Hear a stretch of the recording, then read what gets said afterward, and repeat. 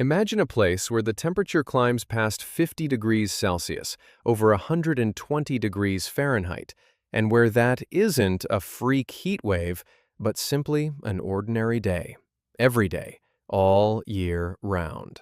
A place where the ground itself is cracked black lava, where the air reeks of sulfur, where pools of acid bubble in unearthly shades of neon yellow and green, and where active volcanoes glow against the night sky.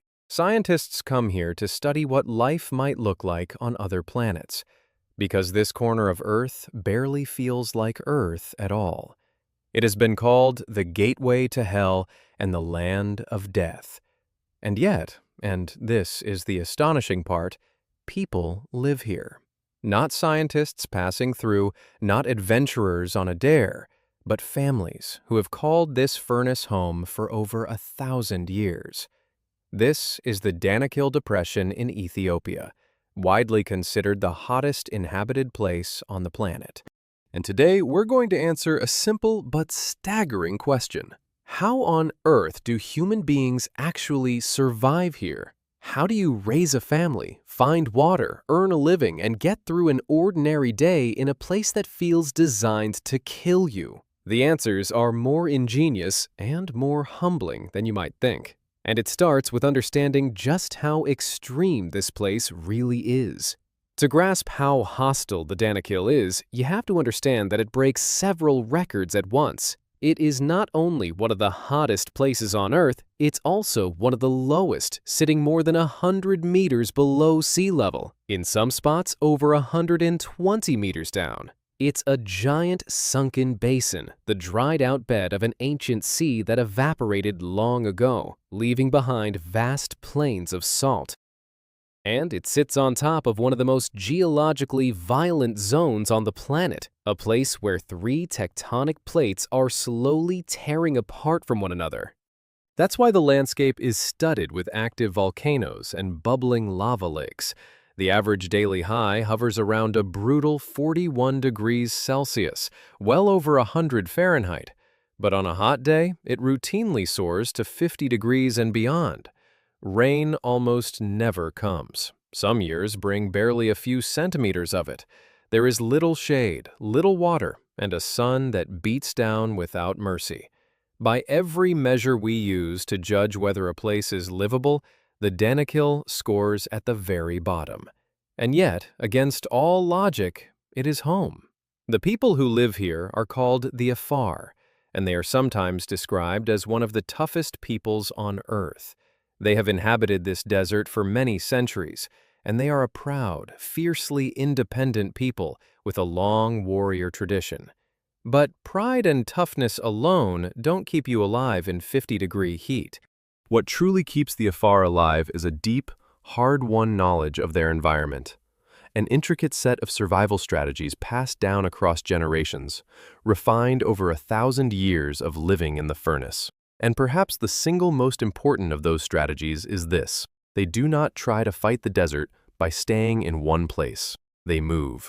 The Afar are nomads, and that constant movement is not restlessness.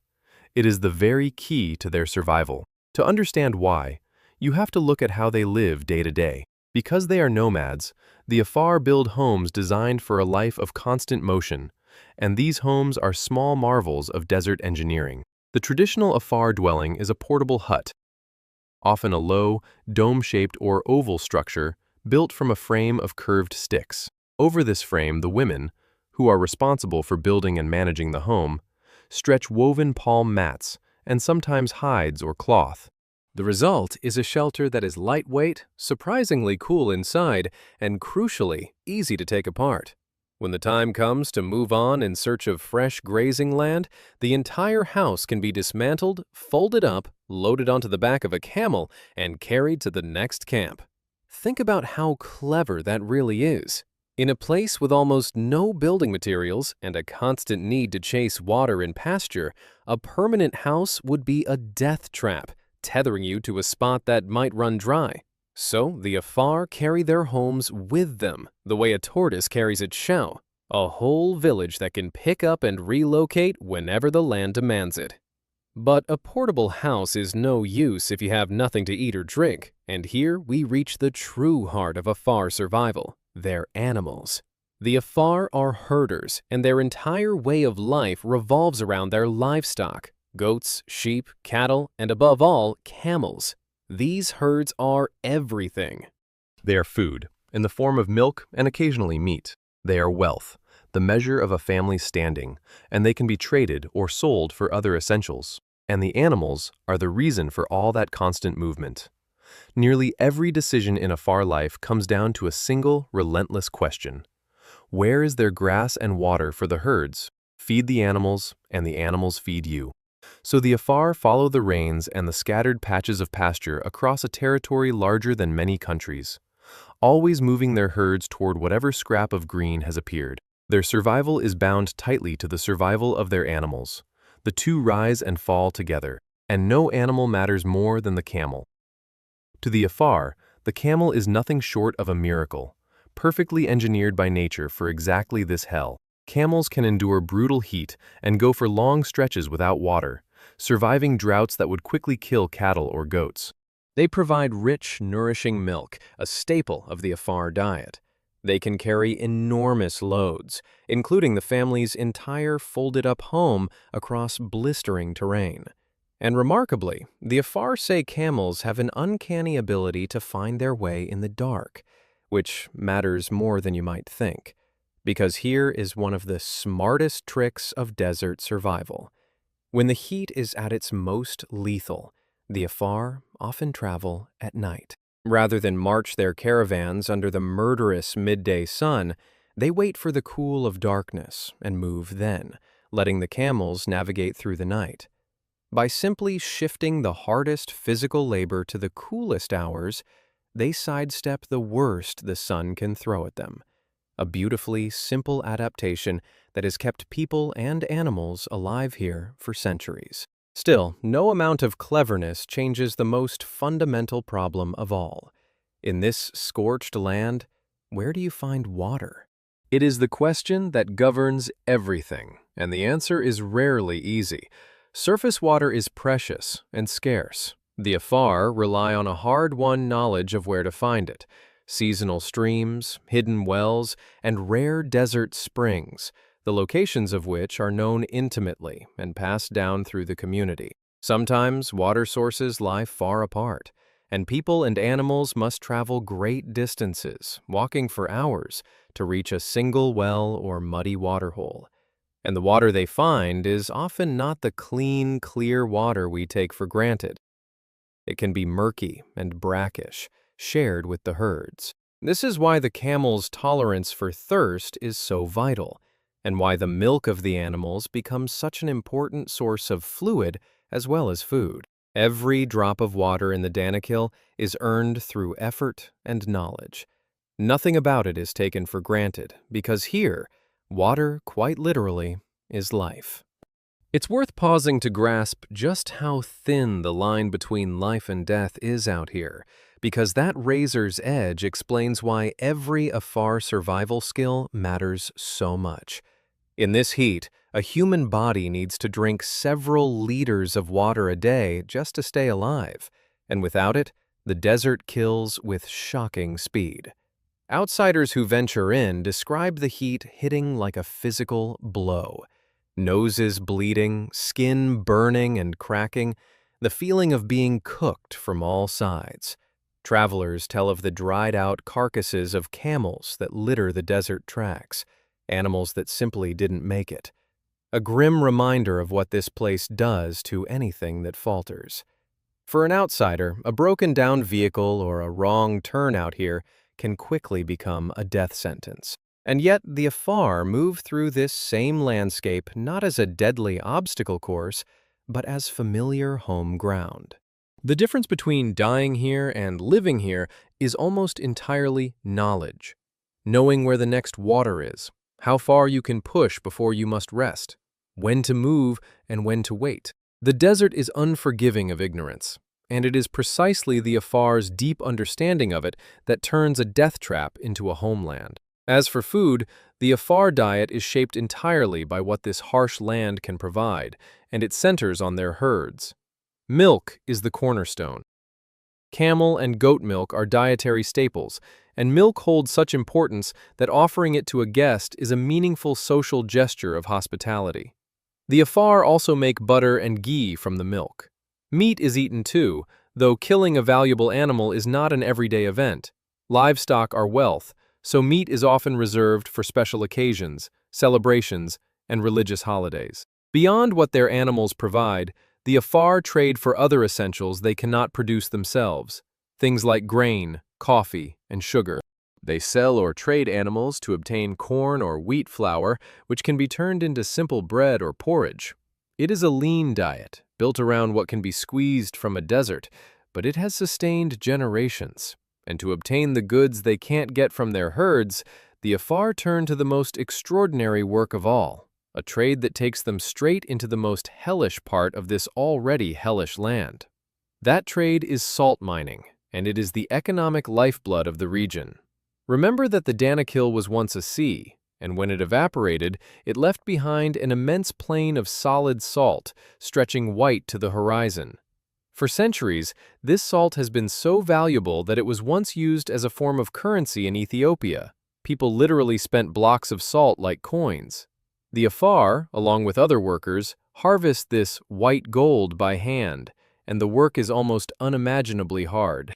Miners labor out on the open salt flats, fully exposed, in temperatures that can hit 50 degrees Celsius, with no shade whatsoever. Using simple tools, axes, poles, and sticks, they pry up slabs of salt from the crust, then chop and trim them into roughly uniform blocks, each about the size of a floor tile. Travelers who've watched them describe nearly fainting after just a few minutes in that heat, while the miners work on for hours.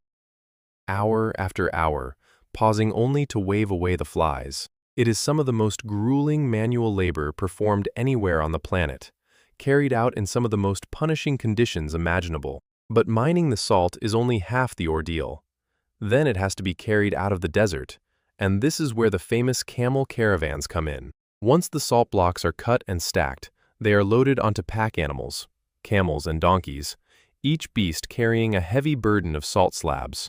Then the long march begins. The caravans, sometimes stretching to dozens or even over 100 animals, led by a handful of Afar herders, set off across the desert and the blinding salt flats toward distant market towns. This is no short trip. Depending on the destination, the journey can take days of walking. By some accounts, the trek to the main market can take the better part of a week. Day after day, the caravan plods across the furnace, the herders guiding the animals, everyone enduring the heat and the distance to bring the salt to where it can be sold. It is a way of life that has continued, almost unchanged, for hundreds of years. A slow, ancient rhythm of cutting salt and walking it to market, written into the bones of this place. All of this raises a deeper question. Beyond the clever strategies, how do human bodies and human cultures actually adjust to such relentless heat? Part of the answer is simple: gradual adaptation. People born and raised in this climate become accustomed to temperatures that would quickly overwhelm an outsider. Their daily rhythms bend around the sun. The hardest work is done in the cooler hours of early morning or after dark, while the blazing peak of the day is something to be endured in whatever shade can be found. Loose, light clothing helps shield the skin from the sun. But just as important as the physical adaptations is the cultural one. Surviving here is not something you do alone. The Afar live in tight-knit clans and communities, bound together by strong traditions, shared knowledge, and obligations to help one another. Elders pass down, through spoken stories and oral tradition, the hard-earned wisdom of how to read the land, where the water hides, when the rains might come, which routes to follow.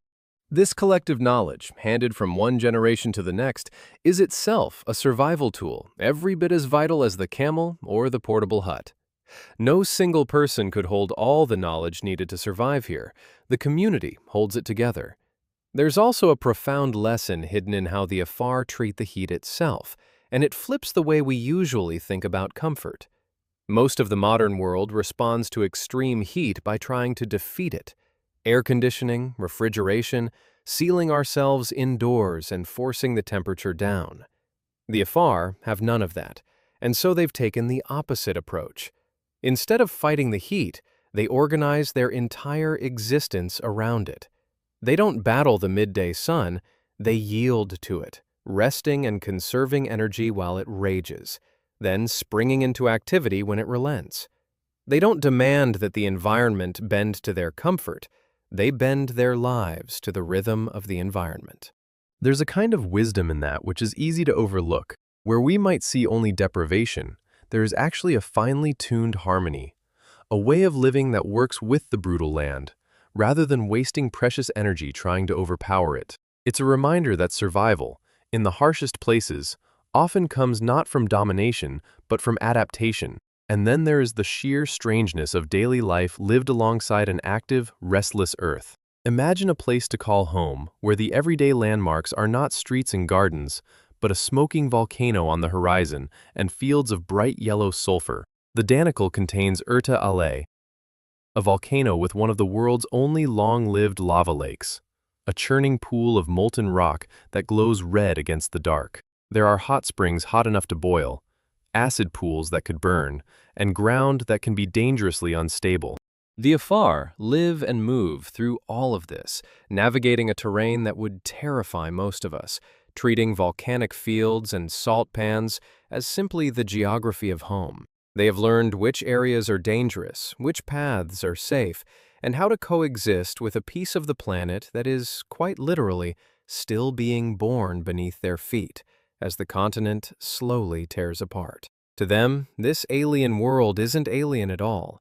It's simply where they're from. But this ancient way of life is now standing at a crossroads, and its future is far from certain. For the first time in centuries, the modern world is reaching into the Danakil. Roads are being pushed into the desert, and trucks have begun to appear on the salt flats, capable of hauling in a single trip what once took a whole caravan of camels days to carry. For the salt miners and caravan traders, this is a double-edged blade. On one hand, modern transport could ease some of the crushing labor and carry more salt to market. On the other, it threatens to make the ancient camel caravans, and the entire way of life built around them, obsolete, potentially pushing many afar out of the only trade they've ever known. Add to this the pressures of a changing climate and the tugs of the modern economy, and a 1,000-year-old culture suddenly faces questions it has never had to ask before. Whether the Afar can hold on to their traditions while the modern world seeps into their desert is a story still being written. The furnace that shaped them is no longer quite as cut off from the rest of us as it once was. So how do people survive in the hottest inhabited place on Earth? Not by conquering it, but by bending to it, by moving instead of standing still, by carrying their homes on their backs, by binding their fate to animals built for the heat, by working in the cool of the night, by sharing every hard-won secret across the whole community. The Afar haven't beaten the desert. They've made peace with it, learned its rules, and woven their entire way of life around its demands. And when you watch a caravan of camels disappear into the shimmering haze of a salt flat under a 50-degree sun, carrying blocks of salt the same way people did 1,000 years ago, you realize something. The most extreme environment on the planet hasn't defeated these people. It has shaped them into some of the most resilient, resourceful human beings alive. The land of death, it turns out, is also a land of life. You just have to know how to live in it.